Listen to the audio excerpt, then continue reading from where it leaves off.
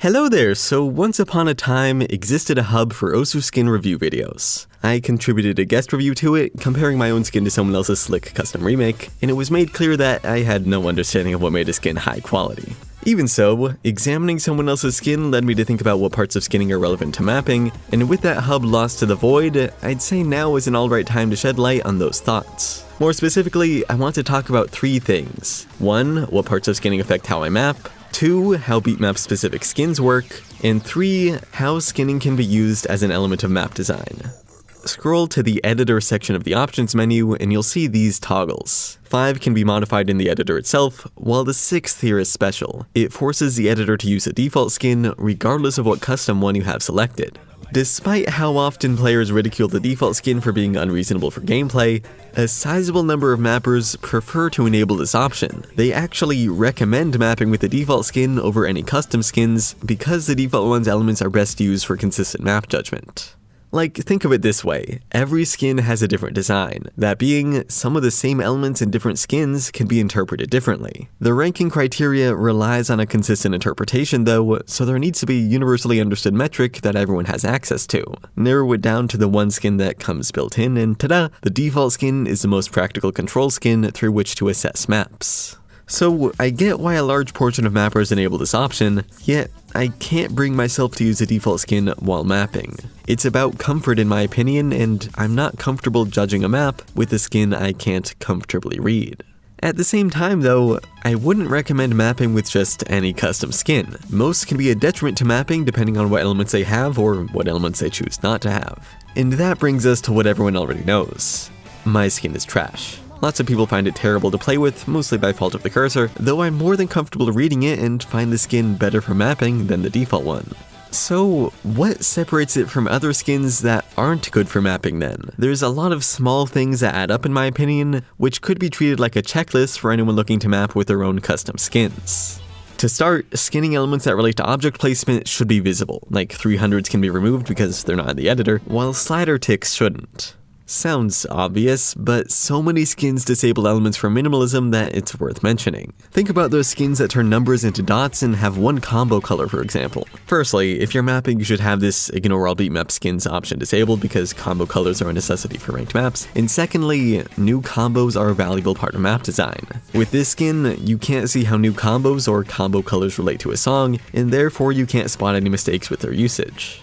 That doesn't mean elements need to be the exact same as those in the default skin though. I feel like changing the design of some elements actually makes mapping a lot easier. For instance, one of my favorite skinning developments was the separation of slider head and tail elements, allowing for the invisible slider ends you see in a lot of skins today. I do prefer this new style, but I also find it useful to have a tail visible for arranging slider overlaps. So, in my own skin, I compromised by using a low opacity tail that could never be mistaken for a head in game, but is reasonable to see when paused and carefully arranging objects in the editor.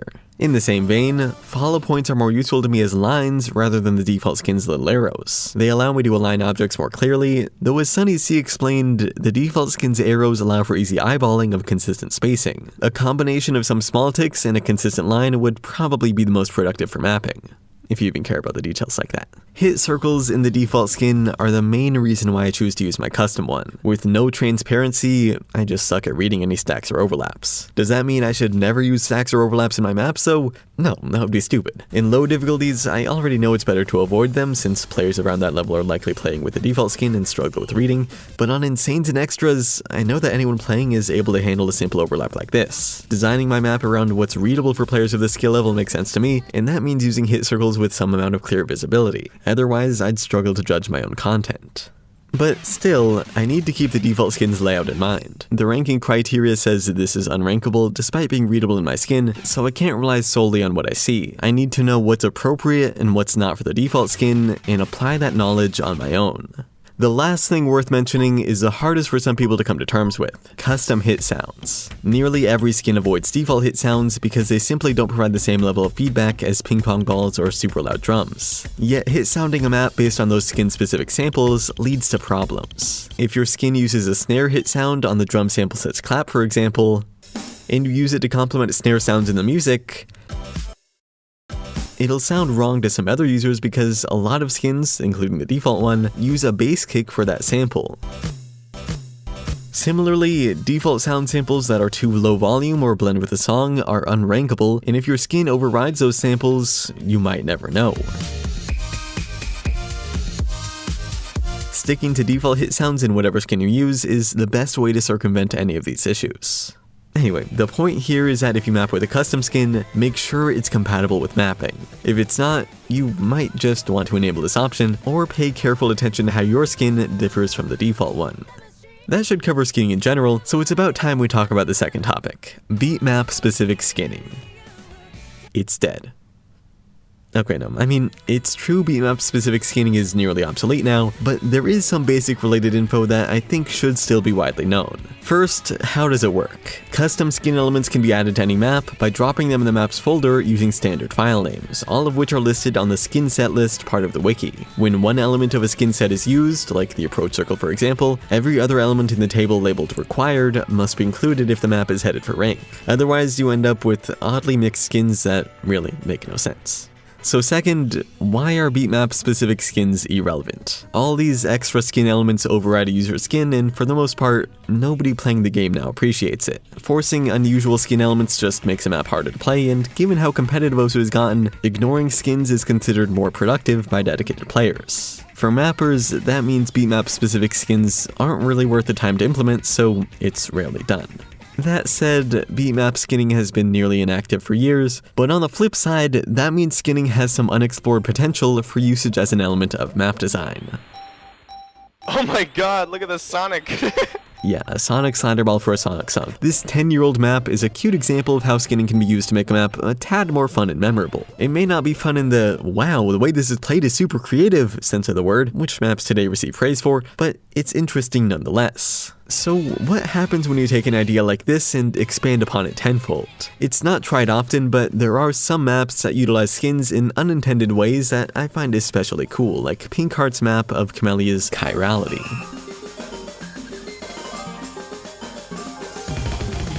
I think you've picked up on what's going on here. The direction of movement is indicated by the arrow on each object, and that effect is created through skinning of numbers and manipulation of new combos. Objects that would be labeled 1 with proper comboing point right, while 2, 3, 4, etc. point left. Follow points were also removed to keep this combo manipulation hidden. Combo colors use equal RGB values to achieve the same thing, and objects are all arranged with horizontal movement in mind to support this kind of skin structure.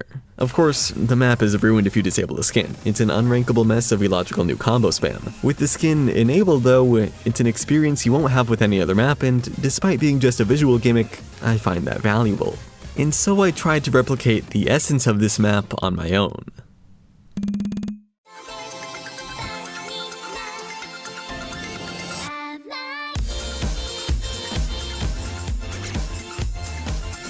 Using a skin originally meant for a failed Aspire entry last year, designed by Ringating, I made this map. Its idea is something along the lines of Inversion, wherein numbers are all flipped upside down and the background switches from the usual black to pure white. Normally, you'd think this was part of the storyboard, but the map doesn't actually have one. If it did, this effect wouldn't work at 100% dim. Instead, it forces changes between a black and white background through follow points. Whenever objects are far enough apart to generate a follow point, this 3500 by 3500 white image appears in place of the usual line between objects, covering the entire screen. When objects are spaced closely together though, follow points don't appear, keeping the background black.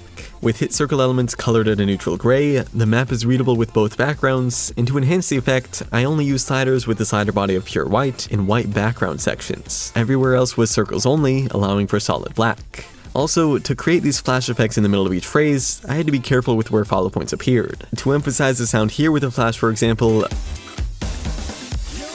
I had to keep my spacing small until the gap between 4 and 5. If I went with large spacing immediately after the new combo, a follow point would appear and the flash would be too early. And lastly, to keep with the sort of inverted theme, numbers are flipped upside down. Not much reason behind it, but it looks cool when viewed correctly, especially when stacks are manually arranged upside down too.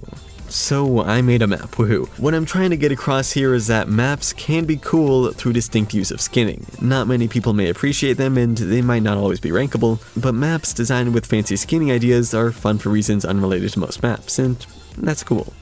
At least I think so. Who am I to say, right? Anyway, that should do it for skinning's relationship to mapping. Thanks for watching. All skins in this video are available for download in the description, and I'll see you next week.